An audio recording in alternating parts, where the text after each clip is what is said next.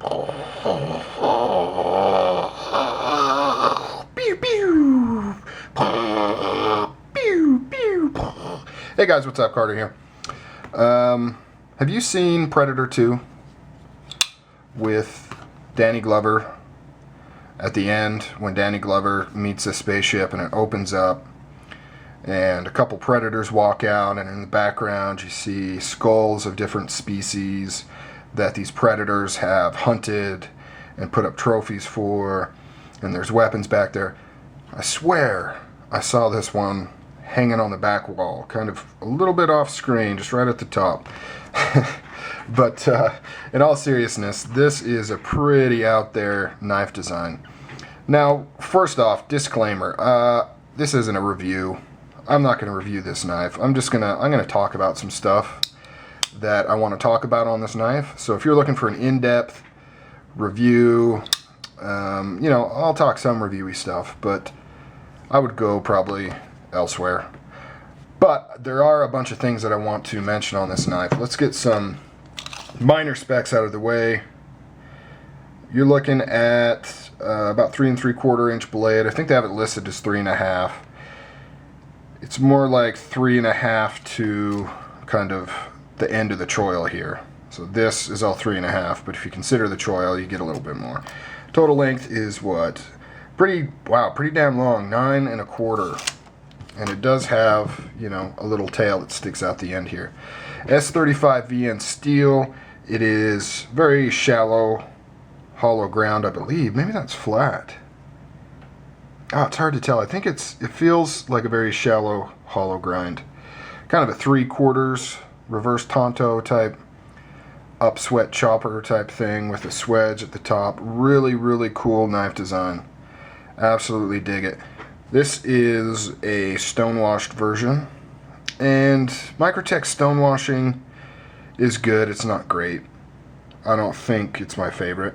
And the reason for that is they do leave a few machining grind lines in there, which look fine in satin, but when you put stonewashing over it, it gets kind of confusing because you've got the stonewashing kind of random pattern, and then you've got these vertical lines, and it just kind of makes it look dirty. Like a strider, and you'll hear the word strider in this discussion a number of times.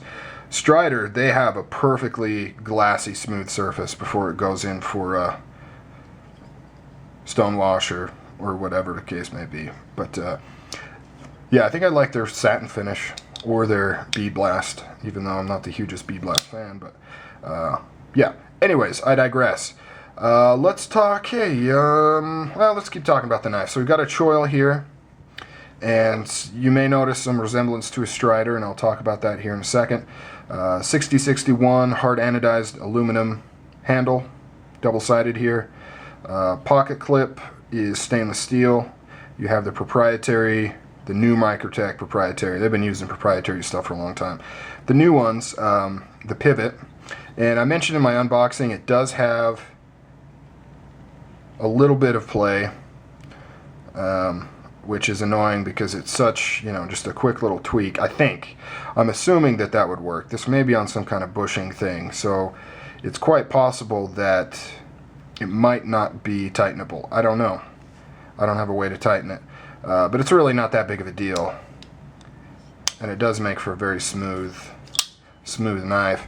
And it's really not that bad. Up and down, absolutely none. Rock solid. It is a kind of a half liner lock. As you can see, there's a piece of steel in here, right there. And then it's attached here, kind of on a hinge. And then there's a spring inside here that gives it the tension to engage.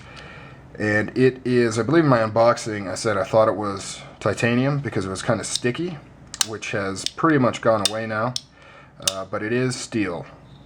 I have verified that it is steel. I've put a magnet to it. It is magnetized. It's listed as steel, so yeah, it's steel. It's got this really cool aluminum back spacer right here with jimping all along here and here, jimping up here with a nice little ramp. It has carbon fiber inlays. I really like this knife, guys. There are a few things that I dislike about it, and I'll talk about that. Ergos are great. The choil's a little small, actually. I have giant fingers, so it might just be me. But this, I would like this radius to be opened up a little bit more. It almost goes 90 degrees right there. And it kind of sticks me in the finger. And not bad. You know, not a big deal, but it just kind of does. Ergos are great. This position, I mean, absolutely. I mean, you wouldn't think so looking at this crazy pointy type design, but it just feels absolutely stunning. Your big palmy piece right here, whatever that's called, just fits right on top there. This fits in that crease, and you're good to go. Some complaints that people have had is that the handle is pretty long, and if you look there, there's a good, you know, a little over 1/4 of an inch of just unnecessary space right here. There is no lanyard hole on this model, which is fairly interesting. Came dead center. I mean, just precision centering on this knife. Really cool, super smooth. Opens with ease. We'll try, yeah, you can just flick this baby open. Super fun to play with, and it has that, you know, that aluminum twang that you get. Kind of like what was on my Strider aluminum. Just sounds really, really cool. Nice thick lock bar. Now there's 3 things that I dislike about this knife or design, and they progress from various levels of importance. One, I did carry this knife for a number of days, and one problem, well, first off, you know, quite a bit sticks out. In fact, a large amount sticks out, and it's a pretty curious design. So if that's a concern for you, definitely consider that. Nice large pocket clip, that's fine. But this is where I have the problem right here. This sticks out quite a bit, and these edges are sharp. There was a number, well, not sharp, but you know what I mean. There was a number of times I was walking away, swinging my hand, and it hit my pocket and just nailed that corner right there. So I do not like how this is squared off like that. I would much rather it be rounded, or at the very least just not quite as pronounced of an angle right there. Because man, it, especially if it gets you right in the knuckle. Oh, hits you right in the knuckle, man. That's a zinger right there. Another one, very, very weak detent. Weak detent.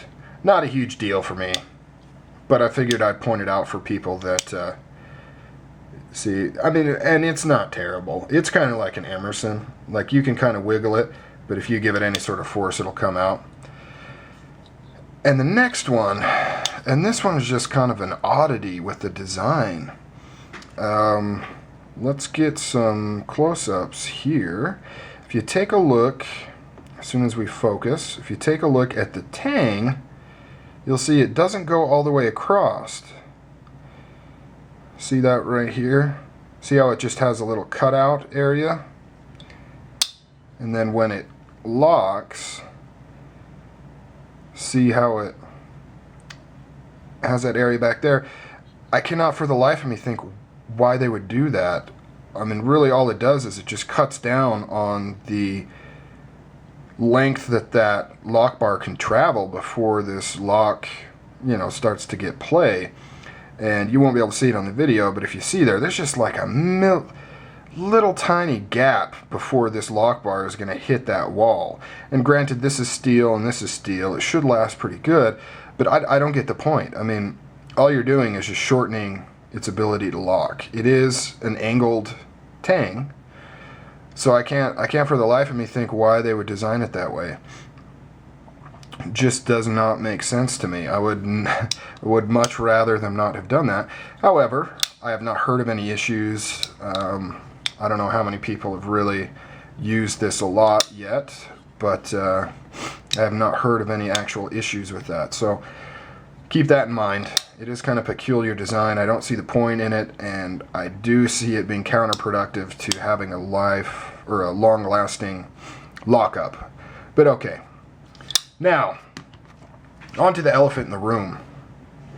Now, a lot of people have problems with Microtech, and rightfully so, namely with design, borrowing, stealing, whatever you want to call it, and with good reason. You know, there's backing behind it. this falls into that category, and not a lot of people know about it. And I was kind of leery about bringing it up because, you know, let sleeping dogs lie or whatever. But this is actually what remains of a Strider Microtech collaboration that just never went to fruition. And that's why you can see the obvious similarities.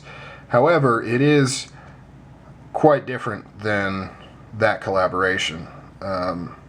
Essentially, it was an SNG Microtech collaboration project. The blade was basically a SNG blade, exact shape, you know, to a T. And then it had the aluminum handles. It did have these inserts. However, the pattern was design was a little bit different.